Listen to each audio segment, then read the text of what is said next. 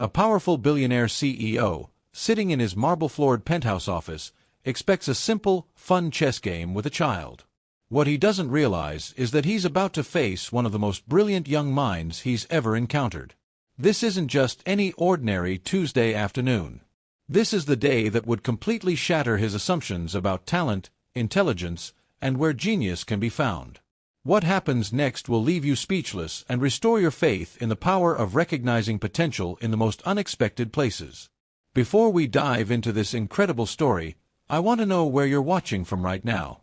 Drop a comment below and let me know what city or country you're in, and if you haven't already, smash that subscribe button because stories like this don't come around every day, and you won't want to miss what's coming next. Meet Richard Blackstone, a 52-year-old tech mogul worth over $3 billion. His company revolutionized cloud computing, and his name appears on Forbes lists annually. Richard lives in a $40 million penthouse in Manhattan, complete with floor-to-ceiling windows overlooking Central Park. He's the kind of man who owns more cars than most people have seen in their lifetime, yet he's never learned to appreciate the simple things in life. Every Tuesday and Thursday, Maria Santos arrives at Richard's penthouse at exactly 7 in the morning. She's been his housekeeper for 8 years, a soft-spoken woman from Guatemala who immigrated to America with nothing but determination and a dream of giving her daughter a better life. Maria is meticulous in her work, invisible in her presence, and respected by Richard for her reliability, though he barely knows anything about her personal life. What Richard doesn't know is that Maria has a 12-year-old daughter named Isabella, who's been quietly carrying a secret that would astound anyone who discovered it. Isabella Santos isn't just any ordinary 6th grader. She's a chess prodigy who's been teaching herself the game since she was 7 years old, using a worn-out chess set her mother bought from a thrift store and library books she'd check out every week. The story begins on a rainy Thursday morning when Maria receives a call that would change everything. Isabella's school is closing early due to a water main break, and Maria's usual babysitter is sick. With no other options, Maria makes a desperate call to Richard, asking if Isabella can stay quietly in the service area of his penthouse for just a few hours until she finishes work. Richard, who's never seen Maria's daughter, agrees without much thought. He's got back-to-back video conferences anyway, so he figures he won't even notice she's there. But fate has other plans. Around 2 in the afternoon, Richard finishes his calls early and decides to take a break. He walks into his study, where he keeps his prized possession, a handcrafted chess set made from Italian marble and African blackwood, worth more than most people's cars. It's not just decoration, though. Richard considers himself quite the chess player, having been on his prep school's chess team and still playing regularly at his exclusive gentleman's club. As he's setting up the pieces to practice some opening moves, he hears a soft voice behind him. "That's the Italian defense setup, but you've got your knight positioned wrong for the optimal response." Richard spins around, startled, to see a young Latina girl standing in his doorway. She's wearing a simple school uniform, her dark hair pulled back in a practical ponytail, and she's looking at his chessboard with an intensity that doesn't match her age. "I'm sorry, Mr. Blackstone," Isabella says quickly, realizing she's overstepped. "I'm Isabella, Maria's daughter. I didn't mean to interrupt. I just noticed your chess set and—" Richard's first instinct is irritation. How dare this child critique his chess setup? But something about her confidence, the way she spoke with such certainty, makes him pause. "What did you say about my knight?" Isabella takes a hesitant step forward. "Well, if you're setting up the Italian defense, your knight should be on f3, not g3. The way you have it now, you're leaving your e4 pawn vulnerable to an early attack." Richard looks at the board, then back at this 12-year-old girl who just corrected a man who's been playing chess for 30 years.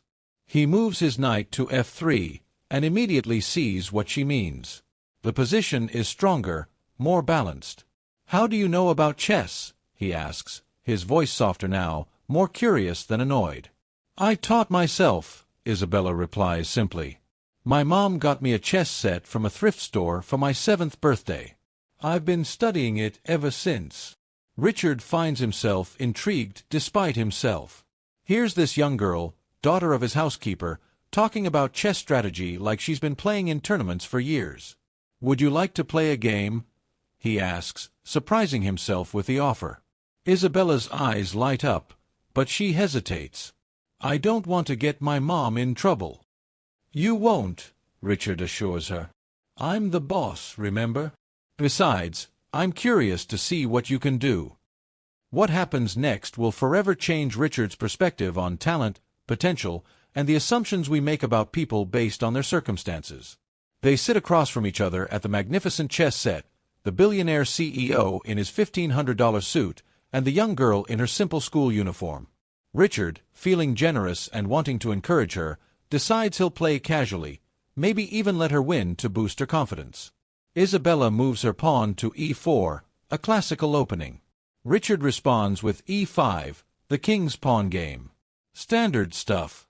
But by the fourth move, Richard realizes this isn't going to be the casual game he expected. Isabella's moves are precise, calculated, and devastatingly effective. She's not just playing chess. She's playing chess at a level that makes Richard's gentlemen's club opponents look like beginners. Every move serves multiple purposes, creating threats while defending weaknesses, building toward a long-term strategy that Richard can barely see 3 moves ahead. By the 10th move, Richard is sweating. Not from the temperature, but from the realization that this 12-year-old girl is outplaying him completely. She's not just good, she's exceptional. Her moves demonstrate an understanding of chess theory that most adults never achieve. "Where did you learn to play like this?" Richard asks, genuinely amazed. "Books mostly," Isabella says, studying the board. "The library has tons of chess books. I read about Bobby Fischer, Garry Kasparov, Magnus Carlsen. I study their games, try to understand their thinking." Richard stares at her. "You study Grandmaster games?" "Every day after school," she says matter-of-factly, then makes a move that creates a fork, simultaneously attacking his queen and rook. Check. Richard has to sacrifice his rook to save his king. In competitive chess, losing a rook is often the beginning of the end. But he's not thinking about winning anymore. He's thinking about the mind sitting across from him, the raw talent that's been hidden away, unrecognized and undeveloped. "Isabella," he says carefully, "have you ever played in tournaments?" She shakes her head. "Tournaments cost money to enter. And my mom works 2 jobs. I just play against the computer at the library sometimes." The words hit Richard like a physical blow. Here's a child with what appears to be genuine genius-level talent, and she's never had the opportunity to compete, to be properly trained, to reach her full potential, simply because of circumstances beyond her control. The game continues, but Richard's mind is racing. He's thinking about all the advantages he's had in life, all the opportunities that were handed to him simply because he was born into the right family, went to the right schools, had the right connections. And here's Isabella, with what might be once-in-a-generation talent, playing with a thrift store chess set and library books. 23 moves in, Isabella delivers checkmate with a combination so elegant, so perfectly executed, that Richard just stares at the board in silence. He's been playing chess for 3 decades, and he's never been outplayed so completely by anyone, let alone a child. "That was incredible," he finally says. Isabella smiles shyly. "Thank you. You're really good too. You made me work for it." Richard almost laughs, but not from humor. From the absurdity of this prodigy being polite about destroying him at chess. "Isabella, I need to ask you something important. How would you feel about getting proper chess training? Real coaching, tournament play, maybe even working with a grandmaster?" Her eyes widen.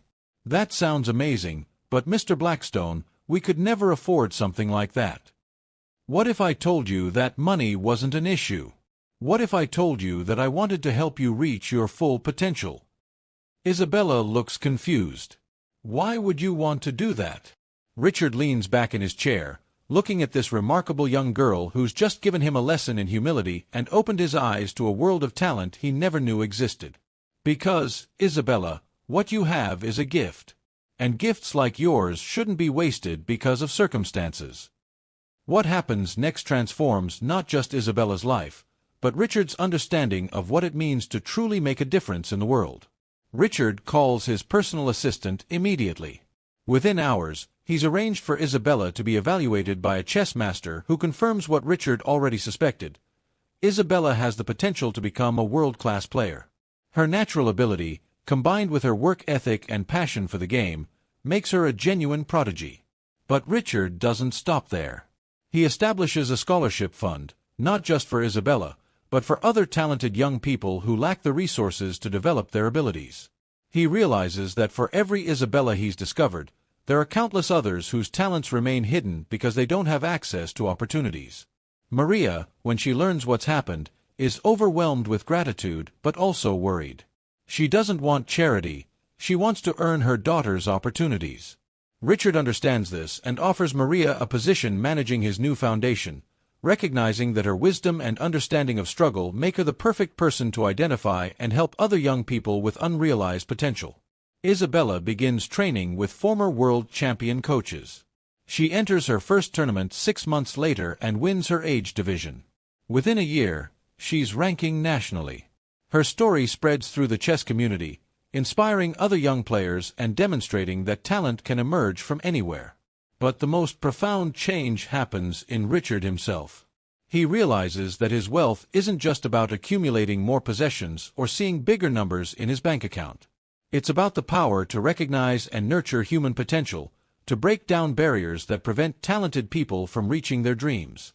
3 years later, Isabella becomes the youngest player ever to earn a master rating in her state. She's invited to international tournaments, her games are studied by chess enthusiasts worldwide, and she's become a role model for young players everywhere, especially those from disadvantaged backgrounds. Richard attends every one of her major tournaments, not as a benefactor, but as someone who's learned that the most valuable investments aren't in stocks or real estate, but in human potential. He's discovered that the greatest returns come not from financial portfolios, but from watching someone achieve their dreams. The story doesn't end there, though. Isabella's success creates a ripple effect. The scholarship fund Richard established has helped hundreds of young people pursue their talents in chess, music, art, science, and athletics. Many of these kids go on to achieve remarkable things, and each success story reinforces the lesson that talent is everywhere, but opportunity is not. Isabella, now 15, still plays chess at the highest levels, but she's also become an advocate for educational equality. She speaks at schools, encouraging young people to pursue their passions regardless of their circumstances. She's learned that her gift comes with responsibility, not just to win games, but to inspire others to discover and develop their own talents. Richard often reflects on that rainy Thursday afternoon when a 12-year-old girl corrected his chess setup. He realizes it was the most important lesson he'd ever received, not about chess, but about the dangers of assumption and the power of keeping an open mind. He learned that genius doesn't announce itself with expensive clothes or prestigious addresses. Sometimes it speaks quietly from a doorway, offering a simple correction that changes everything. The chess set where it all began still sits in Richard's study, but now it's not just a showpiece. It's a reminder that the most valuable things in life can't be bought. They can only be recognized, nurtured, and given the chance to flourish. This story reminds us that talent and intelligence don't care about economic status, race, or background. They exist everywhere, waiting to be discovered by someone wise enough to look beyond surface appearances and open enough to learn from the most unexpected teachers. In a world that often judges people by their circumstances rather than their potential, Isabella and Richard's story shows us what's possible when we choose to see beyond assumptions and invest in human possibility. It's a testament to the fact that sometimes the most profound changes in our lives come not from grand gestures, but from simple moments of recognition and the courage to act on what we see. What started as a casual chess game between a billionaire and a child became a life-changing encounter that proved that genius has no address, talent knows no boundaries, and the most important victories happen not on chess boards, but in the hearts and minds of people who dare to dream beyond their circumstances. So the next time you meet someone, remember Isabella and Richard. Remember that the person standing in front of you might be carrying talents and dreams that could change the world, if only someone is willing to recognize them and help them flourish. That's the real lesson of this incredible story, not that chess prodigies exist, but that human potential exists everywhere, waiting for someone who cares enough to notice and brave enough to help it grow. If this story touched your heart like it did mine, Make sure to hit that subscribe button and ring the notification bell so you never miss stories like this. Share this video with someone who needs to hear about the power of recognizing potential in unexpected places. And remember to drop a comment below telling me where you're watching from. I love connecting with viewers from all around the world who believe in the power of human potential. Thanks for watching, and remember, the next genius you meet might be someone whose talent is just waiting for the right moment to shine.